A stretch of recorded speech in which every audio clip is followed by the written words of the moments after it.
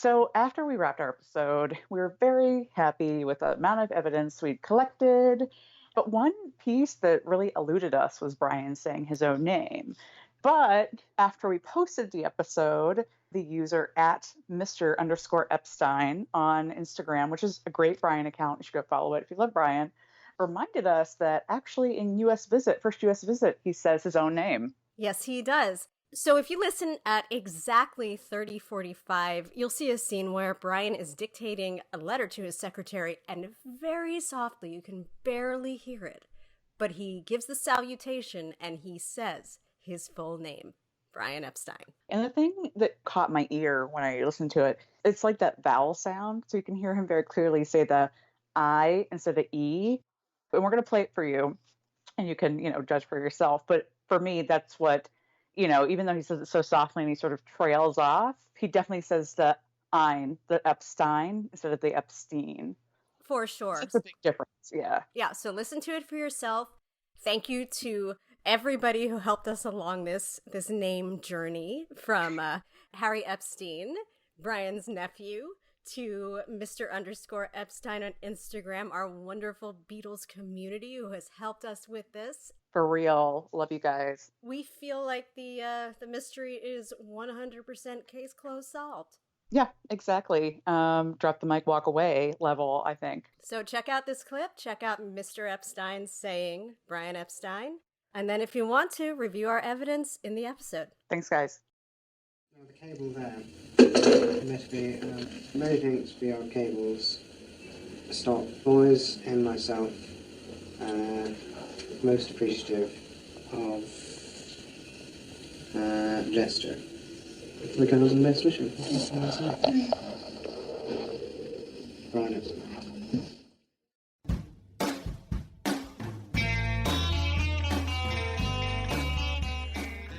Welcome to Because the Beatles, the podcast about the Beatles, everything about the Beatles, 24/8. I'm Erica. I'm Allison, and before we start, be sure to subscribe on iTunes or wherever you get your podcasts, or stream us on Spotify.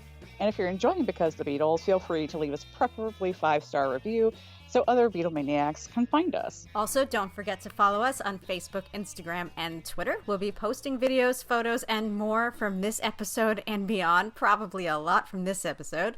Yep. And you can also email us at bcthebeatles@gmail.com. Yes, you can. And I imagine we might get some emails about this episode. This is a very special episode for BC the Beatles. So today is something that we've been wanting to do since I think we started talking about doing a podcast, which was many, many moons ago, because it's been kind of a hot topic, but it sort of reached a fever pitch recently, specifically in May, when a video went live on YouTube that purported to give a definitive answer of how to pronounce the Beatles manager's last name, and purposely not saying it, although if you've listened to the podcast before, you know how we say it. So this is a bit controversial. It's very important to us, and we wanted to unearth some evidence and some very new testimonial that's come to light to make our case. This is a very, very big deal to me. You guys know, you can listen to our episode. I talk about Brian pretty much every episode because he's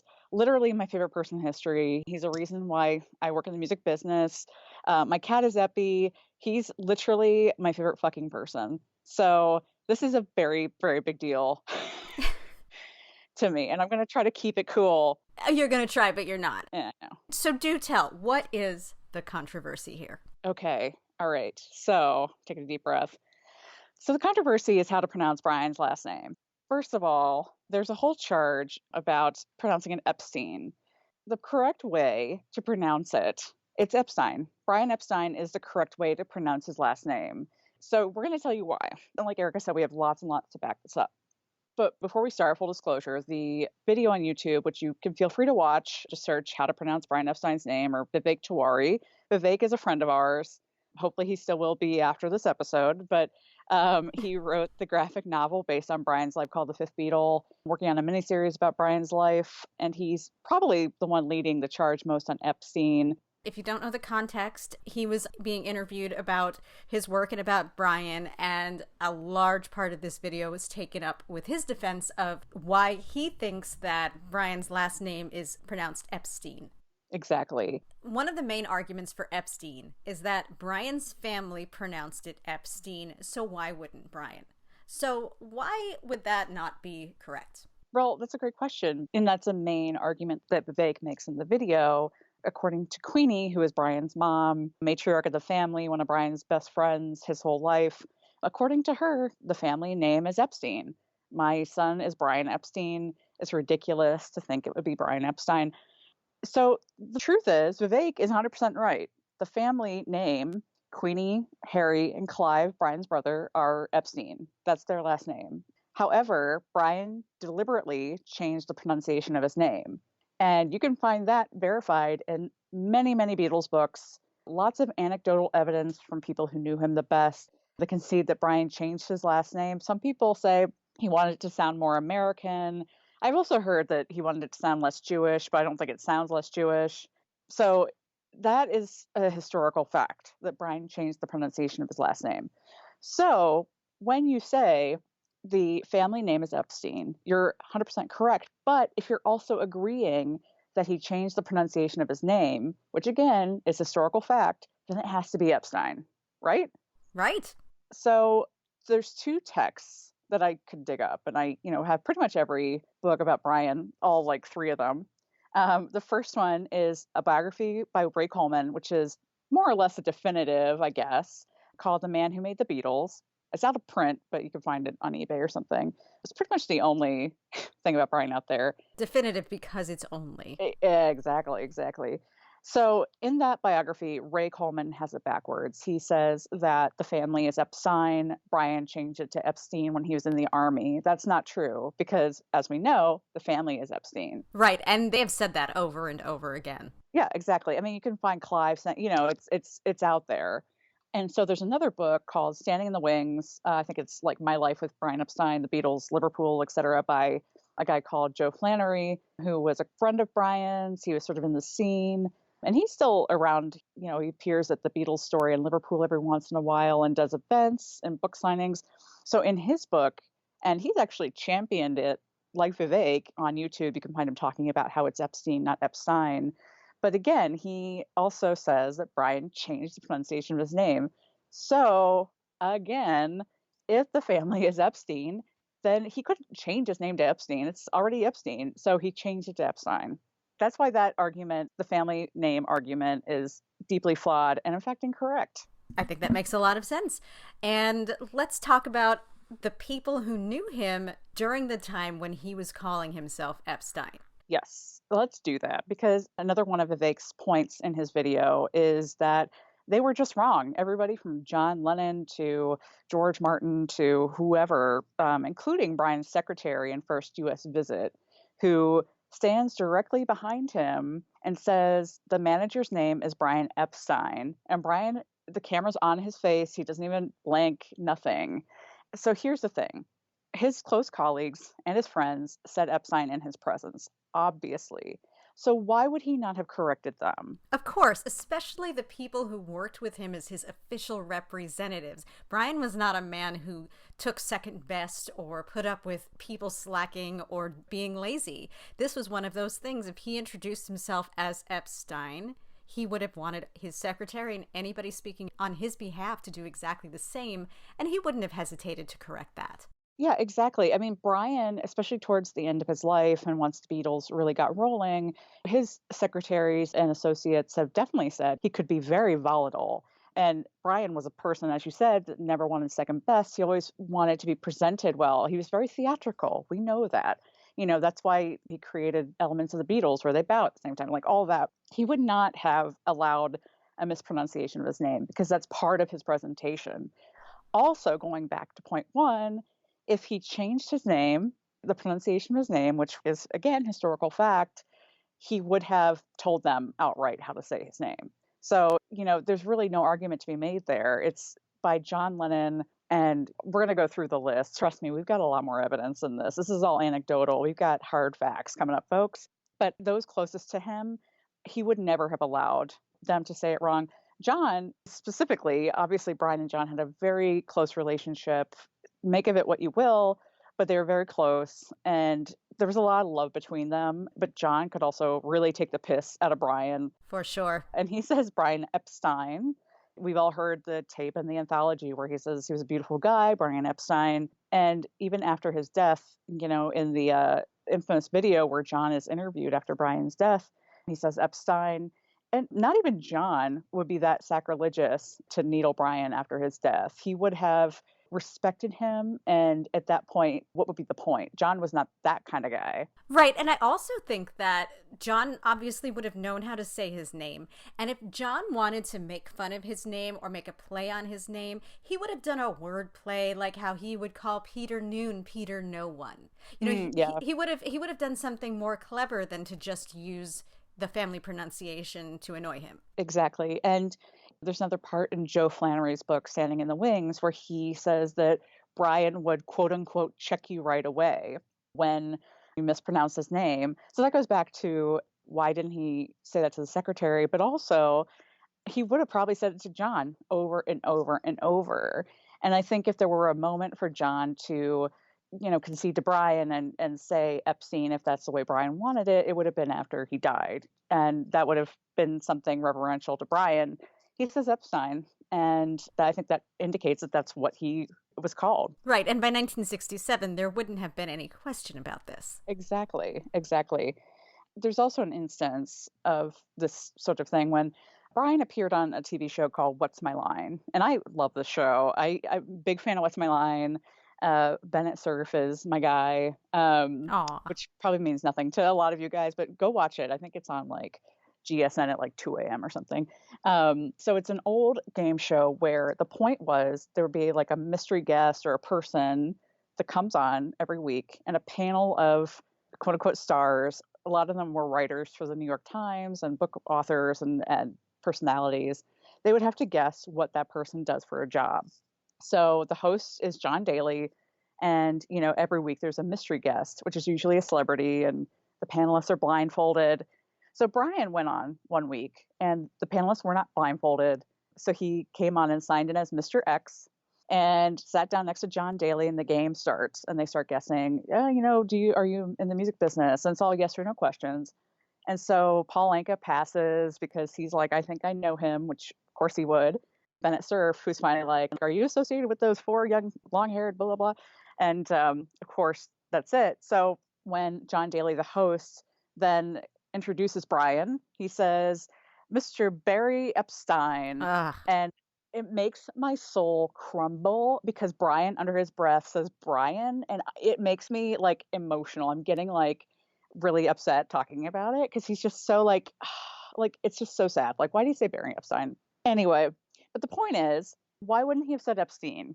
I know that it's maybe a little bit more cringeworthy that he fucked up his first name so badly, but also, like, why wouldn't he said like Brian Epstein? You'd say them both. You would say them both. Yeah, exactly. Because it's bad enough if the host fucks up one, but it's 2. It's you would say them both. Anyway, so that didn't happen. But you can look that up too. It's on YouTube. Brian's adorable in it and perfect and wonderful, but that moment, it just literally takes my breath away. It's so cringeworthy. Yeah.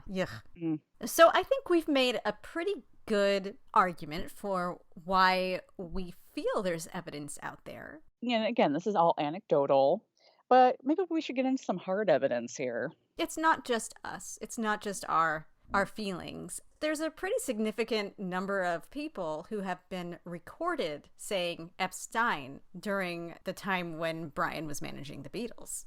The list of people who said Ep-STYNE include John Lennon, George Martin, Viv Jones, worked for Brian. Yes. Marianne Faithfull, Murray the K, the host of the UK Tonight Show, right in front of Brian's face as he was interviewing him. Ivor Davis, our guest from last week. Yeah, love him. Brian's secretary and first U.S. visit, as we've already gone over. Mark Lewison, we checked with him. Yeah, we'll get into that in a second. Paul Anka, who would know? He would. Billy J. Kramer, contemporary of the Beatles. And also managed by Brian. And Don Dannerman of the Circle, which was Brian's only American act that he managed. So another one of Brian's artistes. And also, we've got evidence in the song What About Brian Epstein, also known as Brian Epstein's Blues, which was a demo from the White Album sessions in 1968. all Brian Epstein. And we'll play a clip of that maybe at the end of this. So we've got a little montage for you of people who have said Ep-STYNE. Brian was a beautiful guy, Brian Epstein, and he was an intuitive, theatrical guy, and he knew we had something he presented us well. And I said to Brian Epstein, when we do the next session, I mean, I don't want to interfere with the Beatles and what you're doing with them, that's fine, but I'm going to provide the drummer. Brian Epstein's strongest part is that he actually cared for the community he served. And we are very happy to welcome Brian Epstein of England. Brian Epstein, the man who built the Beatles into a cult. The manager's name is Brian Ep-STYNE. So let's go to Honolulu, London, and Mr. Brian Epstein. He says he actually knows Brian Epstein. Come on, should I call him? I call him. Something's always bothered me. I just can't explain. Why isn't Brian Epstein in the Rock and Roll Hall of Fame? That's a pretty hefty list right there. Yes, indeed. I think the Circle, if nothing else, would say that, that's somebody who never knew him in the Liverpool days. The members of the Circle didn't know him then. So they know him as he introduced himself after he was already manager of the Beatles. That's a really good point. That's a really strong argument right there. I didn't even think about that. But we have one argument that's even stronger. Yes. Okay. So here's the thing. I think this is all very good and true and proof evidence here.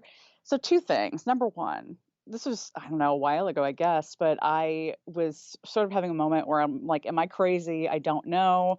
So you know what? I emailed our very good friend, Mark Lewison himself, and was like, hey, Mark, listen, I just want to check myself. The family is Epstein. Brian is Epstein, correct? And guess what? Ding, ding, ding. I'm right. According to Mark Lewison, who, as Erica said, also says it Epstein. Hashtag Lewison is God. Hashtag Lewison is God. Sorry, Mark. We know you don't like it, but we love it. Mark, we're not going to get that up, dude. Anyway, so yes, according to Mark Lewison, it's Epstein. This guy has devoted his life to researching the Beatles, for God's sake. He's the definitive historian, biographer, everything. He's done his homework. So it's Epstein for Mark Lewison. Now, the best part, right, Erica? I think this is pretty exciting. 2-3 days ago, this happens. Brand new evidence unearthed. You've heard it here first. Spanking new. This is breaking news. So, as Vivek has cited, the family says it Epstein. So we decided to ask a member of the family. That's right. Yep. I realized that I am Facebook friends with Clive Epstein's son, Henry. He's probably not listening, but shout out to Henry if you are. And that's Brian's nephew. Brian's nephew, yes, Clive's kid. And, Erica and I were texting, and I was like, should I ask him? Should I ask him? And she was like, yes, definitely. So sent him a message, and I said, hey, I know that your father and your grandparents were Epstein. You're probably Epstein, but Brian was Epstein. Can you confirm? And yup, it's Epstein. And he said Brian was Epstein. Yep. Written 100% written proof from the family. And Clive, who is Henry's father, was very, very close to Brian. They're a very close-knit family. Clive worked at NEMS after Brian died. Clive worked with, the Beatles organization for a very long time. So it's not a situation where the family was estranged from Brian at all. Clive and Brian were close. Clive has been to Beatle Fests in the past. Clive sadly passed on now. But so Henry Epstein, nephew of Brian, says Brian pronounced it Epstein. I don't know what could be more definitive proof than that. Yeah, we went straight to a primary source. That's it. And also, there's nothing wrong with choosing a different pronunciation of your name. It doesn't mean you're estranged from the family. It doesn't mean anything other than you choose to pronounce your name in a different way. Exactly. And the fact that Queenie was saying, it's Brian Epstein, that's ridiculous. It's not. I think my mom would say that if I decided to, change the pronunciation of my name. And in fact, my grandmother changed the pronunciation of my last name from like Boron to Boron. Now rhymes with moron. Thanks. My grandparents had 3 different pronunciations and 2 different spellings of the same name over 3 generations. Oh my goodness. It happens. That's so funny.